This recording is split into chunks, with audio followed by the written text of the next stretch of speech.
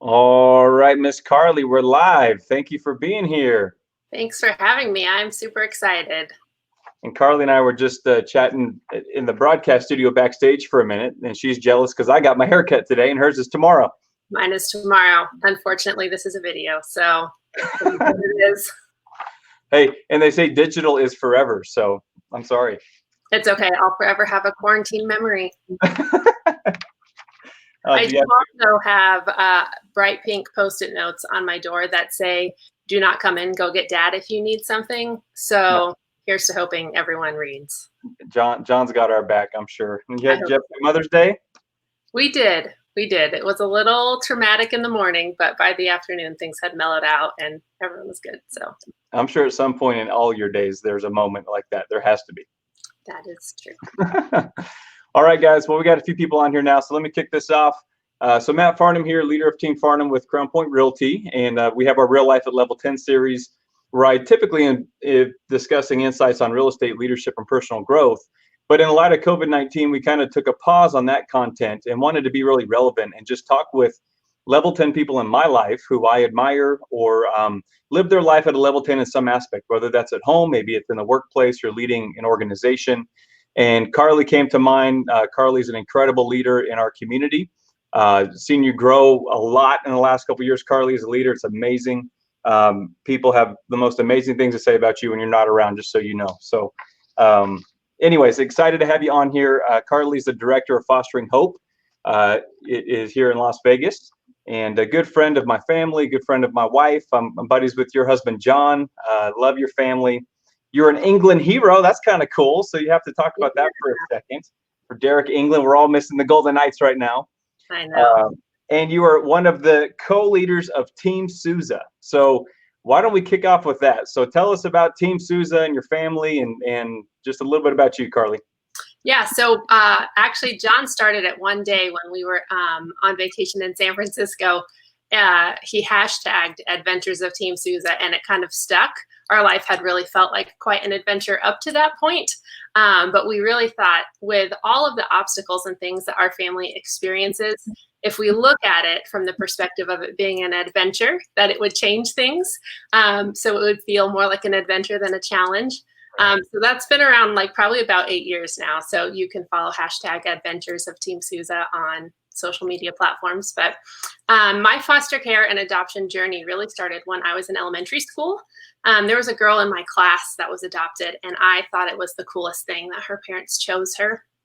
So from a very early age, I knew I was going to adopt. And when John and I started dating, I said, "Hey, I don't know you very well yet, but I'm going to adopt one point in my life. So if you're on board with that, we can keep dating. And if you're not, then you're not the guy for me." And he was like, "No, totally fine. Like never really thought about it, but not against it." And I was like, "Okay, we can keep dating." So we dated for about 2.5 years before we got married. And we were married by one of our pastors at Hope Church. And just about 2 months later, we were sitting in church at Hope, and Pastor Chip, who was the missions pastor at the time, was doing announcements. And he just said that Clark County was really desperate for foster families, and if anyone was interested, to call the number on this brochure. And so John and I left church that day, and we had never really talked about foster care. We had always talked about adoption. To us at the point, it looked like international adoption one day, probably after we'd been married for a few years. But Clark County was really desperate. It was in 2008. It was in the middle of the housing recession. People were losing their jobs, and the foster care crisis was pretty extreme at that time. And so we thought, well, how about before we have children of our own or before we adopt, we can pursue foster care. And we thought it would be probably about a 6 to 12 month process before we would get licensed. So even though we had only been married a couple of months, we thought, well, we could be a part of these beautiful reunification stories, or we could have kids in our home for a little while and foster them being able to go back to their birth families. And so we decided, okay, this is what God is calling us to do. And we took the classes, and the only time at that point in the history of the Department of Family Services, they condensed 10 weeks of classes down to 2 weekends. Wow. So we took 30 hours of classes over 4 days, and everything just went really quickly. Our home study went quick, and they were in our home doing our final home inspection, and the licensing worker said, "You guys, everything looks great. Do you have any questions?" And we said no. Like, we were kind of appalled at how fast the process had gone. We had been married a little less than 5 months at that point. And just both were looking at each other like, this was supposed to take way longer than this. And she said, if you don't have any questions, I've got a question for you. And she pulled a piece of paper out of her pocket. And on that paper, there was 3 sibling groups of 4. And she said, you guys have space to take 4 kids. How would you feel about taking one of these sibling groups? So at the time, John and I were both 23. We had been married almost 5 months. And we just looked at each other like, oh my gosh, there is no way that we can parent 4 kids. Like, I can't even keep plants alive. And so we said, can we tell you like tomorrow? And she said, yeah, take a night to think about it. And so we did all the wise things. We sought biblical counsel. We prayed a ton. Everyone was like, it's clear that God is calling you guys to foster, but 4 kids is a lot of kids to take at one time. But we just really felt pulled towards this one specific sibling group.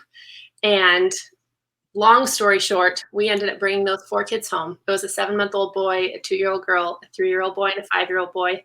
And we ended up adopting them 2 years later. They never left our home. And so through that process, we realized how much community really matters. Mm-hmm. I was born in Las Vegas, and John and I are both really fortunate that we have both of our extended families here, and we have a really close community of friends. But we really realized through that unless you have fostered, there is just no way to understand how someone feels when they're fostering a child. And that's actually how Fostering Hope was born. Even though all of our friends were great and supportive, it wasn't the same as talking with someone else who had experienced foster care. And so we started having support groups in our home almost 10 years ago. And that transitioned about 8 years ago to being at Hope, because you could only be so transparent about the struggles you were having with your foster kids while we were at the dining room table and they were sitting a couple feet away on the couch watching a movie. And so Pastor Tom actually was gracious enough to host our group at Hope, and then officially became a ministry. The end of 2016 is when Fostering Hope officially started. But in that time, we did adopt those 4 kids. We had 1 biological son. We had a couple of foster placements that were with us, and then were able to reunify to their birth families. And then we adopted 1 more and had 1 more biological daughter.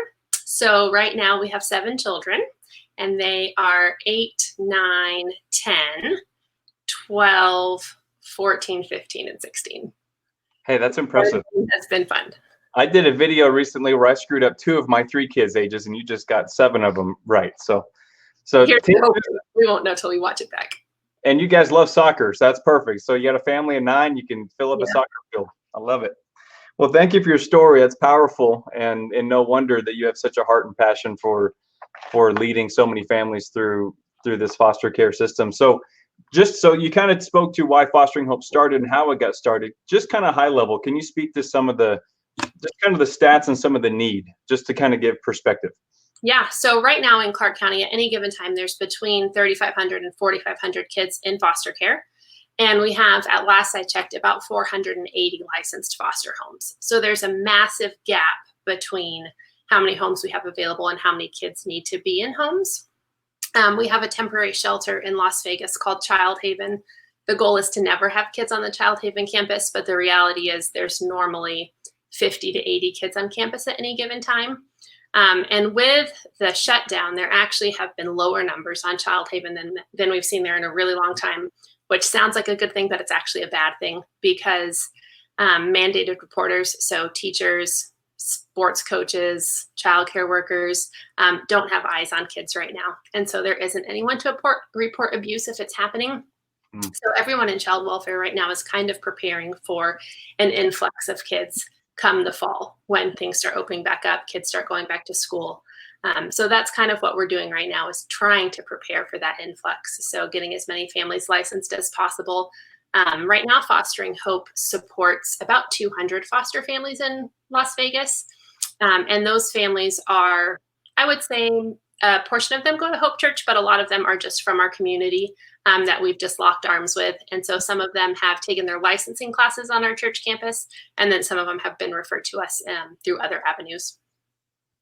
When you talk about supports, unpack that word. You say we support this many families. Tell us how you support families through foster care. So typically, when we're not in a stay-at-home order. We have a once a week support group that meets at Hope Church where we provide childcare for that. And it really is a time for foster families just to get together and to talk through whatever challenges they're experiencing. We give each other advice. The goal is that someone in the room has experienced whatever it is that you're struggling through. So I would say that's our biggest avenue of support, is really spiritual and emotional support. We do have an online group, which is secret. We only add people to it once they've come in real life so that we know they're a real person, not an internet troll. And that's like our main way. But we do have a resource center called Hannas Closet. And you guys have been great partners of us there, where, again, when things are running as normal, we're open about 3 or 4 days a week. It's completely volunteer run, and it's all run off of donations. And foster families can come when they get a new placement. They can pick out items that they need. We've got clothes, toys, shoes, books, a lot of larger baby items like swings and those types of things. So those resources are available to families in all of Clark County, not just fostering hope families. And we can, in the comments, we can post where that's located, but go ahead and share the location. Absolutely. So we're on the corner of Eastern and Wigwam. And we've been at that site since the beginning of November. Before that, we were operating out of a few garages around town. So shout out to the church for paying the rent for retail space.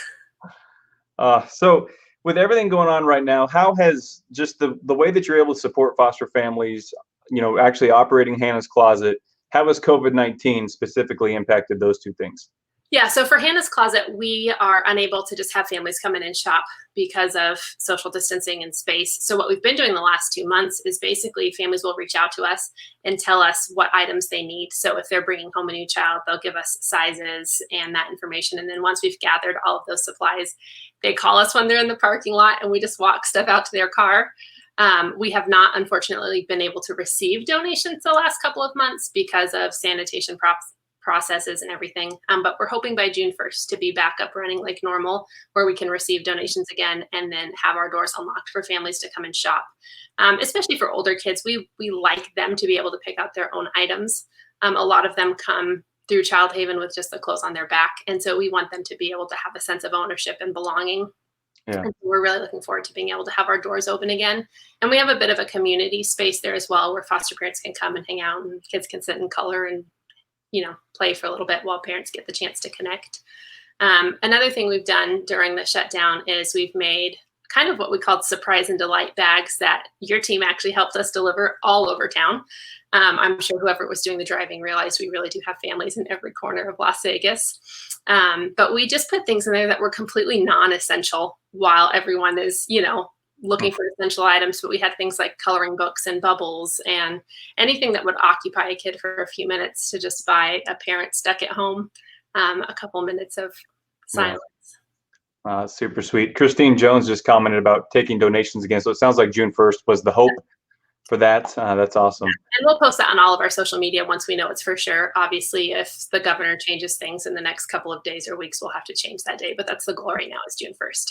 Now, are you still just kind of leading so many families that you support through this? As a leader, how have you had to kind of pivot from your typical meeting on site? Are you guys doing like Zoom get-togethers, or how are you staying connected? We are, and we have had to be very flexible with that.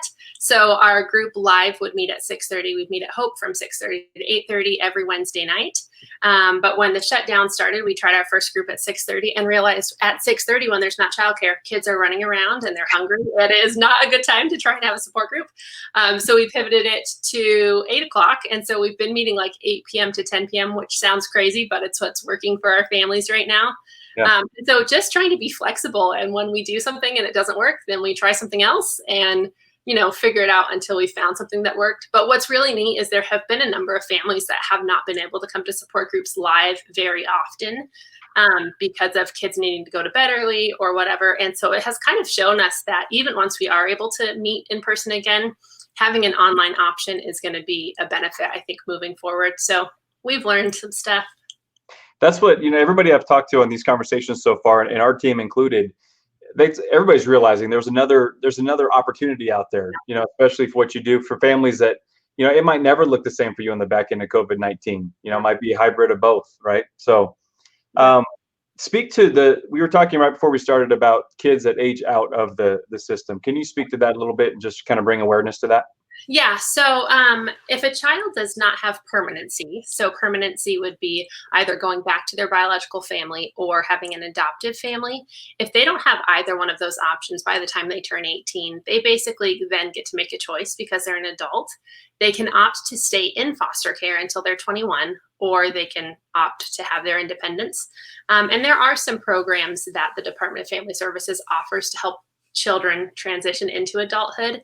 But the numbers are rough. I mean, they say that 1 out of every 3 kids that age out of the foster system without permanency will be homeless within 2 years. And so, I mean, can you imagine, like, even as an adult, there's so many times that I call my mom or I call my dad for something, or, who do you spend holidays with? So even if you don't have the opportunity to legally be adopted into a family, having some sense of family is such an important thing. I recently knew some friends who were in their like early 40s, and they adopted a 25-year-old who was pregnant, and she had not really had much of a desire to be adopted when she was a teenager, mostly because teenagers think that they know what's best. And she said she had settled with the fact that she was never going to have parents, and she was okay with that. But it wasn't until she was pregnant and realized that her daughter was about to not have grandparents that it was an issue for her. And so she literally searched out a family to adopt her when she was 25. And these people did, so that her daughter could have grandparents. And, there's people like that that step up in all kinds of ways. But whenever someone says, oh, I'm too old, I should have done it a long time ago, I'm like, you are never too old to, make someone a part of your family, whether it's legally or just making them a part of your family by choice. I'm sure it's one of those things, like, if my mom told me a long time ago, for my wife and I, if you wait to have kids when you can afford it, you never have kids. If you wait till you're ready, you'll never do it, right? So, Yeah. how have you seen foster families? How are families growing right now that are in your network? How have you seen them have to just adapt, and how are they growing personally or in the family unit during this time? I think most foster families would tell you they've been in massive survival mode. I would say to anyone that walked in and saw empty grocery store shelves at the beginning of all this, it was probably quite a traumatic thing. But if you think of a foster child who likely went weeks without eating, when they were in some tough situations, that really triggered a lot of trauma for families. And I know even for my family, our oldest kids have been home with us for 12 years. And for 12 years, they've eaten 3 meals a day and multiple snacks and never gone without. But it was still something that was incredibly frightening to them. And so we've had to be aware of things like buying way more snacks than we could ever need from Costco and just leaving them all on the kitchen island, not even putting them away, so that my kids have a constant visual reminder of the fact that there is plenty of food.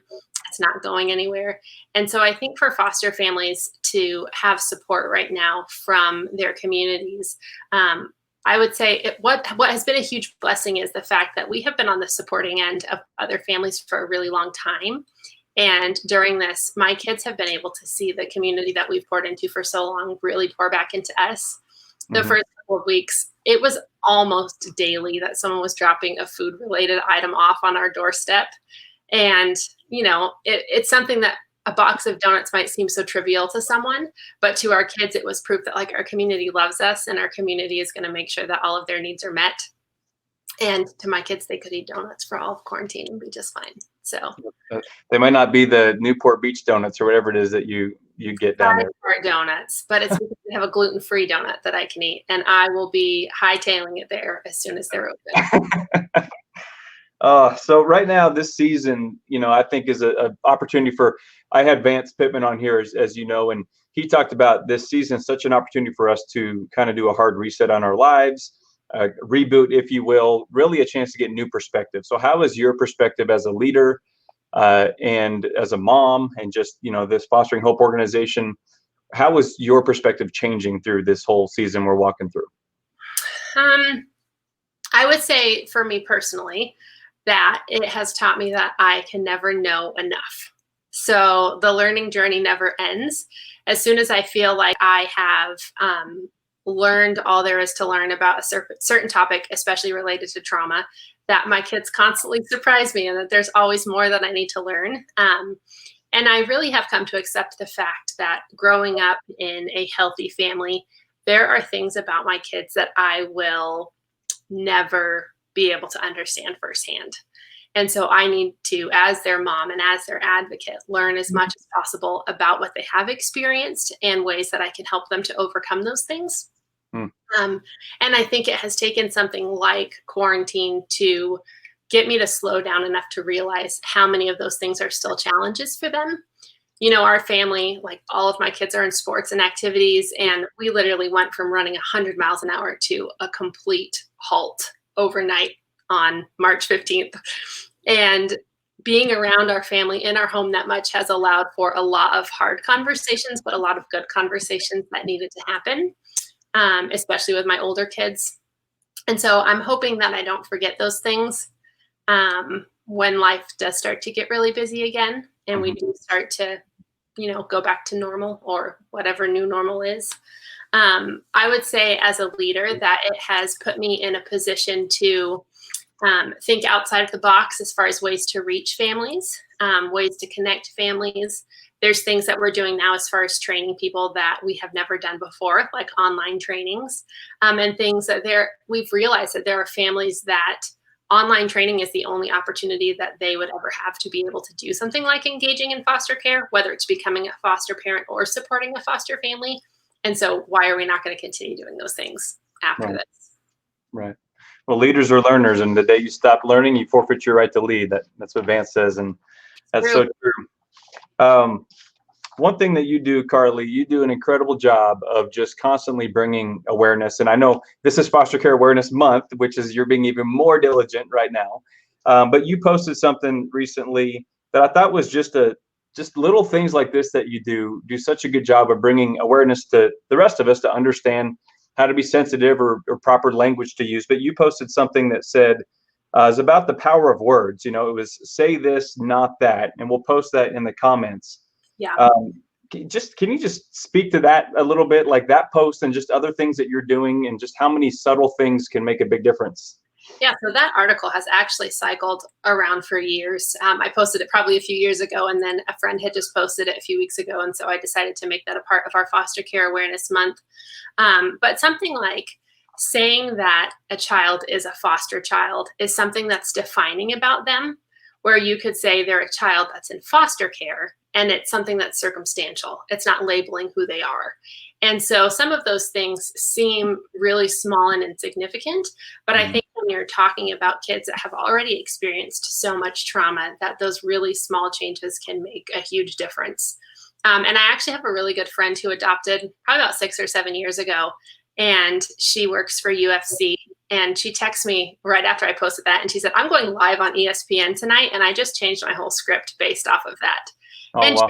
she's a foster adoptive mom. And so it's just things like, until someone brings it to your attention, you just don't know any better. And so constantly trying to point out small things like that, that could make a big difference. Yeah. Real quick, I want to hear about England's heroes, because you're the only person I know that's actually been a hero of the England program. So tell us about that real quick. Fun. For starters, Derek and Melissa are the most normal people ever. They're so chill. We had the opportunity to hang out a couple of times at that event. I got to go with John to a game and be honored, which was huge. Terry Dodd actually is who nominated me for that. Oh, cool. And I was like freaking out big time when I won, because it's not something that I don't really feel like anything I do is heroic. It's my normal life. So for someone else to say that it is an important thing was really hundreds of families that would disagree with you completely. So sorry, go ahead. Thanks. But it was so cool that even after the fact, everyone that had won that award that year got to go to an event, a private event at Zappos. And it was only those of us that won, and one guest each, and Derek and Melissa just like hanging out the whole time. So I think they're my BFFs now. They probably don't think that. They wouldn't know me if they saw me on the street, but it was so fun. And Zappos is like amazing at doing things like throwing parties, but there was like a monkey that was in a diaper that was just like walking around. I mean, just things like that. You're like, this is the weirdest, most fun thing ever. But it was awesome. They put out the red carpet, and they really made everybody feel like celebrities. And what else is cool is it allowed us to be able to connect with some other really awesome nonprofits in Las Vegas. I got connected to Kyler's Kicks through that. which is a young man who has done some incredible work. And we've actually partnered with him in Hannas Closet quite a few times now. So yeah, it's a really cool opportunity.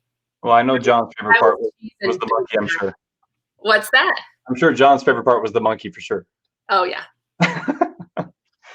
So kind of start to wrap this up here. How can people get involved if they're maybe not in a position themselves as a family to be a foster family?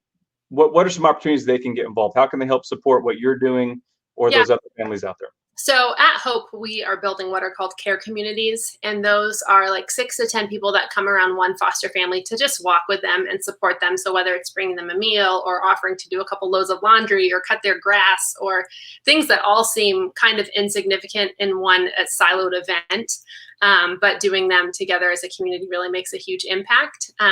So I would say if you're not connected to any foster family or you don't know of one, like ask around. I think there's a lot more than you would anticipate, but anyone can reach out to us at Fostering Hope and we can help get you connected to some way that you can serve in the community. At Hannas Closet, we do take volunteers. So every time that we're open, we have a couple of volunteers. And so if someone was interested in volunteering at Hannas Closet, when you come, you like sort through donations and help families shop or hang out with kids while their parents shop. It's all pretty low commitment stuff, but it makes a big difference. And I'm sure things like Hannas Closet, a lot of people just, I'm sure they have plenty of help. They probably don't need little old insignificant me to help. Like what is the need for real at Hannas Closet? Do you need a lot more people? I would say we do need more volunteers. There have been shifts where there's one person I serve with 3 ladies on my leadership team, and all of them are foster and adoptive moms, and they're all incredible. And so they understand the need. So every time Hannas Closet is open, one of us from our leadership team is there. And then the goal is to have 2 to 3 other volunteers. And there are definitely some times where we don't have any volunteers, and it's okay. We make it work, but we could always use more for sure. Awesome. And if people want to volunteer, they just go to maybe Hannas Closet Facebook group to contact you guys, or what's the best way? Yep. Or just email me, carly@hopechurchonline.com. Okay, cool. All right. So we're going to wrap this up. I want to know, what are you learning about yourself right now through this crazy season we've been walking through? That if God had told me when I said yes, that I would be stuck in my house with my kids for 56 days, I might have told him no.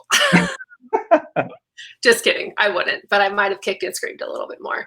But it's hard, man. It is really hard to be around people you love 24/7 with no breaks.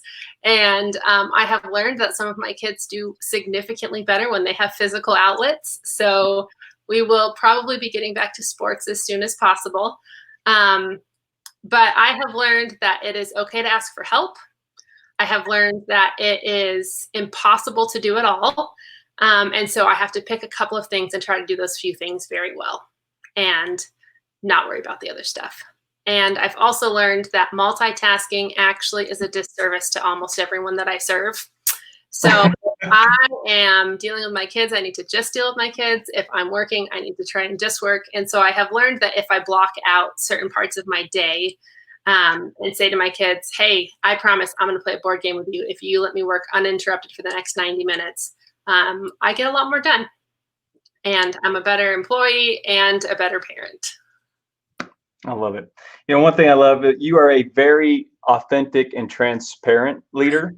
And I'm serious, I think that's what people admire so much about you, is that you're so easy to relate with and understand, because people don't relate to perfect. And everybody usually as leaders try and put this perfection out there, but nobody relates to perfect, so they don't like perfect. Yeah, there's nothing perfect going on over here. I can promise you that. You're a good leader. You're awesome. And I love what you just said too, because the regular series that we do, I always say, do whatever you're doing or leading or walking through, do it at a level 10 and live with the results, because we can't do it all. Yeah. But we're going to give everything we can to the time we have, to give to it. All right. So couple rapid fire. What is the first restaurant Team Souza will go to when things open up? Okay, so I am in love with Thai food. Naga is our local Thai place, which I love immensely, but they have been doing takeout. So we've eaten there literally 10 times over the last quarantine. So that is not the first restaurant we would go to, even though it is my favorite. I am really looking forward to going to Esther's Kitchen. Have you ever been there? No. It is downstairs. I have to break all of my gluten rules. It's downstairs. It's downtown. I don't know why I said downstairs. It's downtown. It's a local restaurant. They serve in-house made pasta, and like their bread literally comes straight out of the oven. If you order bread, it comes out this whopping thing of sourdough that they literally stab a knife into the middle, and you have a whole dish of butter, and it is so good. So I will be like a Team Souza appetizer too. In there when it's open. All right, first vacation, Team Souza will go on. We had booked Hyatt Huntington for spring break that we had to cancel, and everyone was super devastated because it is our favorite place to go. That's close. We like to travel all over, but that is an easy 4-hour car ride. So as soon as the hotel has not closed, but all of the amenities are closed. And what's the point of going if you can't use the amenities and go to the beach? So hopefully this summer, fingers crossed. Awesome. Well, Carly, thank you so much for doing this. If people want to follow you or get in touch with you or the Fostering Hope organization, what's the best way to contact you? So my Instagram is team.souza. And if you get annoyed when people post a lot, do not follow me because I literally post something every single day. Fostering Hope's Instagram is @FosteringHopeLV. Hannas Closet is hannas.closet.south. And then all of those same things are on Facebook. So awesome. And I have one more question I wasn't going to ask you, but you just made me think of it. I don't know how many years you are into this. You're probably on like day 3,000 or something. But I believe in gratitude and expressing gratitude a lot. I think it's one of the healthiest things that we can do. Yeah. You have been doing that every day for like however many months or years. Yeah. What has that done for you? First of all, how long has it been? And tell me how it started and what it's done for you. Okay, so when I was a little girl in the month of November, we would have to say something we're thankful for every day. And so once I was an adult and social media existed, I would post something publicly every day in November. And about 6 years ago, it was December 1st, and I just felt like there's still so much I have to be thankful for. So my goal was that I was going to do it for 100 days. And then once I got to 100 days, I was like, oh, I don't feel like I'm done yet. So I thought, wouldn't it be so cool if I did this for a year? And so then the year was up and I was like, there's no way I can stop now. And so I think it's 2,387 today. But the truth is every single day I have to go back to look at the date the day before because I never remember. That's 6.5 years. That's amazing. Yeah, it is. And I will tell you that it has absolutely changed my outlook on life. I feel like my parents raised me to be a thankful person. And they express a lot of gratitude in everything that they do, but it has definitely changed my outlook. And even on really, really terrible days, it makes me look for something to be thankful for. Mm-hmm. I love it. Oh, you're awesome. You're an incredible leader, Carly. Thank you for giving us 33 minutes of your time. We love your family and everything you guys are doing through Fostering Hope and Hannas Closet. It's awesome. Yeah. So, all right. Well, I'm going to let you go, Miss Carly, and close us out here. So, hey guys, again, Matt Farnham here. Thanks for watching this. Carly is an incredible human being, as you can see, incredible leader. Fostering Hope's doing some amazing things with families and children here in Las Vegas. So look at those resources if you want more information, figure out how to get involved, how to support them. And again, just thanks for watching this Level 10 Conversation, spin-off of the Real Life series where we discuss insights on real estate, leadership, and personal growth. You can please subscribe to our YouTube channel, or you can visit the podcast, Google Play Store, iTunes, however you listen to the podcast. These conversations are put onto both those platforms as well as the traditional series that we do. And we'll be getting back to shortly as things continue to start to get back to normal. So have a great day, guys. Thanks for tuning in. Talk to you soon.